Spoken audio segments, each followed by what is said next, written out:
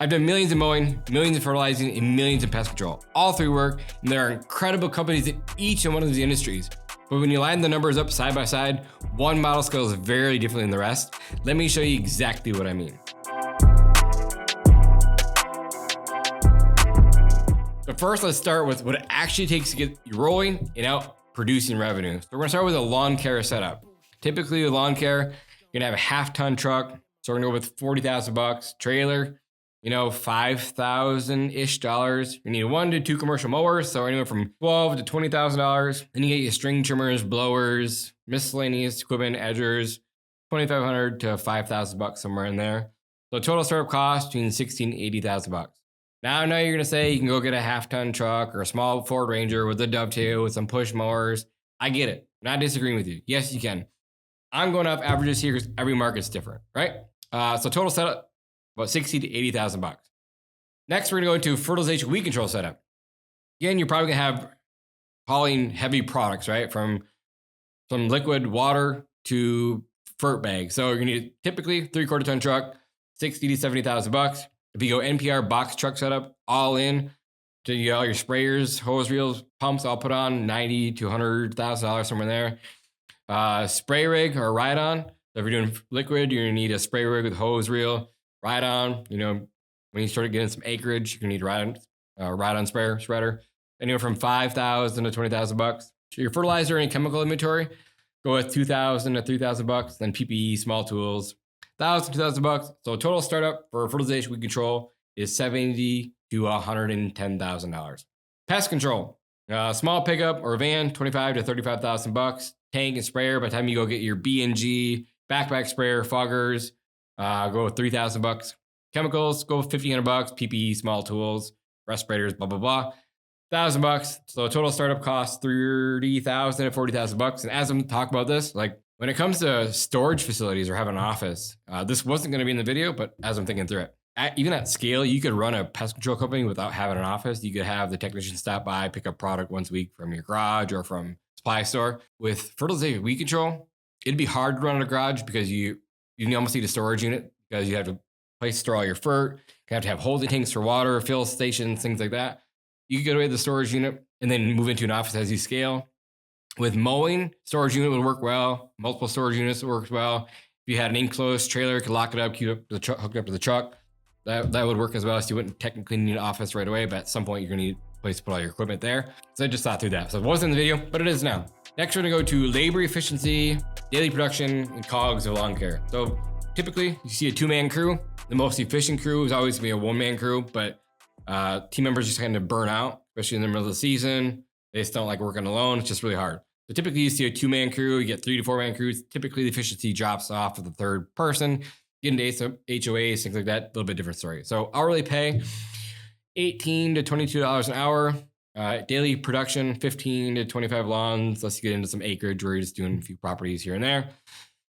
Daily revenue, $800 to $1,200 a day. I feel like that's a stretch for most companies. Top operators, $1,500 to $1,800 a day, maybe more. But I feel like that $800 is like the tipping point for lawn care companies, the $800 to $1,200. Fuel, $100, $150 a day. Maintenance, 5 to 10% of your revenue. There's so much equipment. There's so many breakdowns. It just doesn't matter if they're brand new or not. There's just so much wear and tear on those things. So total COGS, 45 to 55%. I've seen some over 55%. Would not recommend that. At that point, you're probably starting to go out of business. So just keep an eye on your COGS. Net profit, 15 to 20%. So on a daily production, you're making $150 to $250 a day. I will also say there's a caveat there. Most maintenance companies are not doing 15%. They're doing less than 10%. But again, there's good companies out there in all of them. Even if you're in the pay performance model, you're still gonna be paying out that 30% labor cost. So it helps keep the labor rate accurate. Next, going into fertilizing. That's 1 technician, truly 1 technician. Daily production, go with 20 to 35 lawns. You get in those small, really dense areas. We're doing small properties from 1,000 to 4,000 square feet. You can really turn some out. So 20 to 35 properties a day. Daily revenue, $1,200 to $1,800 a day. Top operators, $2,000 to $2,500 a day. Tech pay, 12 to 50%. Material cost is way higher than pest control, but go with 10 to 15%. Fuel and maintenance, 3 to 5% of revenue. Total COGS, 30 to 40%. Although I've seen some really, really well run fertilization weed control companies that are in the 20s, so it can be done. Net profit, 15 to 25, 30%, maybe. Some really well run companies. Their average profit per day per chuck, $3,500. Now, pest control, another one technician, truly is one technician. Daily production, 12 to 18 stops per day. Daily revenue, $1,200 to $2,000 a day. Top operators, 2,500 to 3,000. You can throw some bedbug jobs in there or exclusion work. You're talking $5, $7, $10,000 a day per tech. Your tech pay, 10 to 14%. Chemicals a lot lower than your fertilization weed control, talking 3 to 5% of revenue. Field and maintenance, 2 to 3%. And so total COGS, 25 to 35%. I've seen people's COGS in the 40s for pest control. I don't like to see it in the 40s. I like to keep it in the low or mid 20s to low 30s, but every company's a little bit different. Net profit, again, 15 to 25, 30%, somewhere in there. I hear a lot of people say that they're making 50% profit margins, but it's typically them doing all their work themselves. So daily profit per day, per chuck, $500 to $1,200 a day going off averages. Next, we're going to move on to weather dependency. In every one of these industries, we definitely battle the weather. A lawn care, rain shuts you down. Even if it rains for a while in the morning, it typically shuts you down for the day. The drought definitely slows down growth. A lot of people just don't have irrigation, even in the southern markets where we've had years where it was like the worst drought in the century. I think all the customers are skipping, they want to cancel. And you're just trying to find anything to do to keep the guys busy. You're doing mulch installs, you're doing shrub pruning, whatever you can just to keep you guys busy. And then you get 1 rain day, 2 rain days. Now you're trying to catch up over the next 2 days. It's just almost impossible to make up 2 to 3 days of rain. Winter stops production in most northern markets. So companies add snow removal or Christmas lights, which adds some more complexity. You basically have 2 different business models, and I had that too.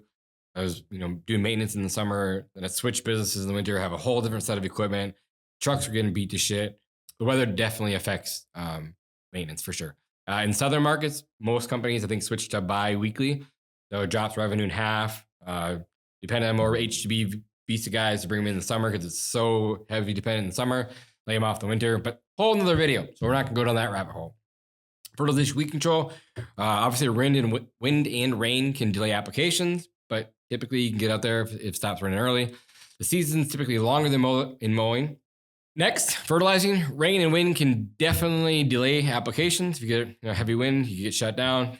But if it rains in the morning, you typically get back out there. What's nice about fertilization is there's no real deadline per day. So if you don't really have to make up that day in a way for the customer because you have to be there every single Monday. You could be gone for a week and not show up, right? No one know the difference. But season is typically longer than mowing. In the north, snow and frost can definitely stop production early. But in the south, fertilizer can be ran year-round. You can start doing your winter pre-emergence, which is nice. Keeps cash flow steady. And up north, while everyone either typically switches to Christmas lights or just shuts down completely. So I really, really like fertilization weed control. For that reason alone, especially in the southern markets where you can work year-round, you're really, really build a sustainable business.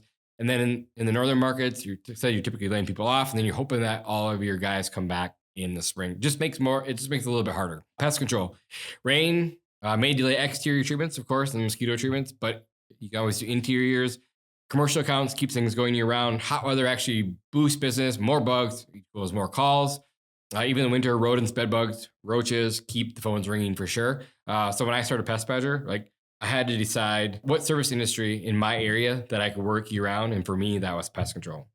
Couldn't do it for FERT because it's so much snow. Maintenance, I was already doing that. And switched I was doing Christmas lights, I was doing softscaping, I was doing whatever to keep you guys busy. In the winter, we plowed snow and had a bunch of equipment, had front end loaders, we had tractors, we had a couple $1 million in equipment. But when I started back over, I knew that pest control could be done year round, so that's why I went all in. So they all face seasonality, but pest control and fertilizing southern markets tend to have the most consistent year-round production. Next, we're going to go into customer lifetime value. Average lawn care customer, maintenance customer, stays 1 to 2 seasons.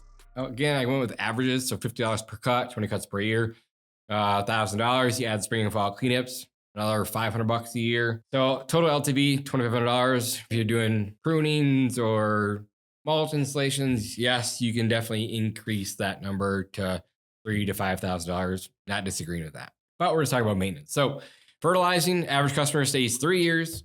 Average person pays between $500 to $800 per season. So the total LTV is $1,500 to $2,400. Pest control, average customer pays, going to averages $45 to $50 per month, stays 3 to 5 years. So your total LTV is $1,800 to $3,000 per customer. Next, we're going to CAC. So with fertilizing and maintenance, you typically need there's a little bit shorter retention, right? So you need a lower CAC. If you're on the high end of that 800 to 1,000 for a fert, you can definitely make that CAC up. That increased CAC up for maintenance. If you're doing more of the install side and you have a lot of upsells, you can recoup your customer acquisition cost starts to get high. But it's just hard to justify ad spend with higher churn like that. Pest control, you can spend $150, $200, $250 per customer, stay profitable because the LTV is $2,000 plus, and you can outspend, outlast competitors if you get good at it, right? Next, move on to scalability. All these businesses can scale. They just scale differently. Lawn care scaling means adding more crews, more trucks, more equipment, and in my opinion, just kind of grows linearly. Fertilization, weed control, it's way easier to scale than is the maintenance is. It's easier to scale than mowing because there's routes that are solo, but material costs and weather still set limits. I will say this though, like I feel like maintenance customers are way easier to get than FERT customers and way easier to get than pest control customers. So that does have an advantage there.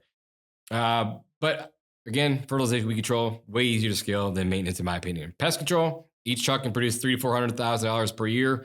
Routes are reoccurring, predictable, easy to duplicate in all markets. When the book launches, like literally talk about is dominating one market. Once you figure out how to dominate one market, you can dominate multiple markets because you just print cash. Again, they all grow, but pest control, in my opinion, compounds faster because more reoccurring model. Unless you get into southern markets like we talk about with fertilization, where it's more recurrent. I love that model as well. Next, move on to barrier of entry. Every Tom, Dick, and Harry has a lawnmower. So the barrier to lawn mowing is there is none. You have a lawnmower and a weed whacker, you can go have a company, right? You guys see this every single year. You guys see 10, 15, 20 new companies start, and then all of a sudden they're gone the next year. But anyway, the barrier to entry is none, zero. Fertilization, weed control, there's a more moderate barrier. You still need licensing, you still need chemical training, and you still have to have insurance. Every state's a little bit different here. Some you can just go take a test. Some you have to be work underneath someone's license for 2-3 years. So every state's a little bit different. But there is definitely a lot barrier to entry than there is for maintenance for sure. Pest control, it's a higher barrier to entry. You still need the licensing, insurance, continual education. Same with FERT. Bad thing is higher barrier to entry means less competition, but brings more business value. But it also brings very sophisticated operators as well. I've been licensed in 5 or 6 states at this point. I am licensed in 5 or 6 states. Every state different, but every state pest control has been harder to get licensed than fertilization control. Next, we're gonna go on to emotional need versus aesthetic want. Lawn care makes property look good. They have to get their lawn mowed, but they could just hire anyone to cut the grass. Fertilizing makes it perform better, makes it more green, weed free, so they're keeping up with the Joneses next door. It's more of a curb appeal thing. Paul Gianamore and I talked about this for a long time, like what's easier to sell, lawn care versus pest control, which one cancels faster, which one would cancel first, things like that. Pretty cool topic at Pest World last year. But pest control protects what people care about, their home, their family, their pets, so can protect their lawn, their landscape, their home, termites, bed bugs, cockroaches, mosquitoes, you name it. And people want their yard green, but they need to have a pest-free home. Now we're going to talk about profit margins. And so here's some averages I've seen across the country. I've been to hundreds of different companies that all do lawn care, fertilization, weed control, and pest control. And there are some top performers out there, and there are some outliers. Kind of already talked about this earlier, but lawn care, 10 to 20%. Really good companies that run that small business model with small equipment, super dense routes, 25%, I would say up to 25% for the top operators. Robots are coming at some point. We've been trying to get these things out there for 20 plus years and still not here yet. That could change the game, right? But but on average, 10 to 20%. I'd say that's a lie. I think most are less than 10%. Fertilization weed control, average 15 to 25%, up to 30%. I've seen some really good operators that are hitting high 20s, lower 30s that are doing crushing it. Pest control, kind of the same thing, 15 to 25%, up to 35%. I've heard people say they're getting 45 to 50% margins, which is probably true, but they're doing all the work themselves. Just not scalable. These numbers don't make one business better than the other. They just show how differently each model performs. There are incredible lawn care fertilizing companies that do really well, but on average, pest control runs leaner and compounds faster because it's a more reoccurring structure. Again, let's talk about fertilization weed control in the South. Like I said, I've done millions in all three. Lawn care taught me work ethic. It was my first active business. It taught me a lot about business. So fertilizing taught me that once you get some products that you can mark up and you have a licensee that takes a specific applicator, the profit margins are just way higher. John, out the competition, kind of all the things we talk about, you just get paid a lot more per truck, per technician, better employees, things like that. And then pest control taught me leverage.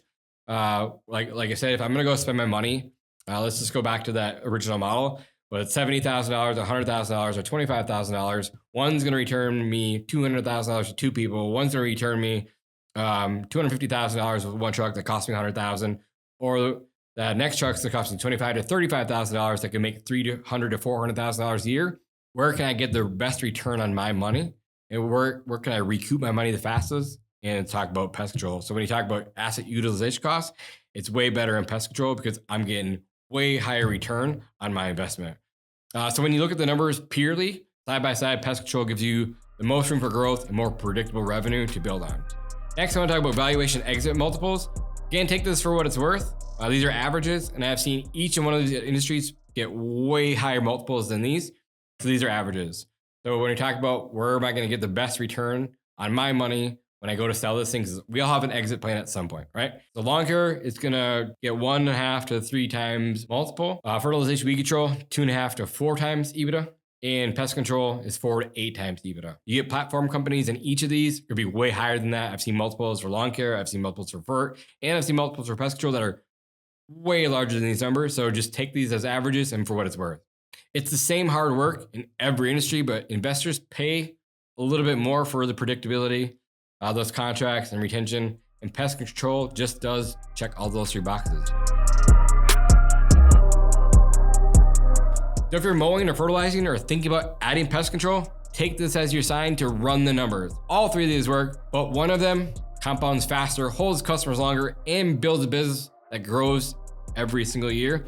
And in my opinion, it's pest control. So to circle back to all this, that when I started back over in pest control, that's why I built Pest Badger, because I knew the best return on my money would be pest control going forward. And that's why I started this channel, is to help other operators, entrepreneurs just like yourself, show you what's possible, dial in the model that scales the right way for you and for me. And I think my experience will help everyone else along the way. But guys, found this valuable, make sure to like, make sure to throw some comments below. Feel free to roast me. Tell me what I did wrong. I'm all about getting pushback. We can have a good banter back and forth. But drop some comments below. I'll respond to every single one of them individually. Hope you guys found this valuable, and I'll see you guys in the next video. Thanks for watching.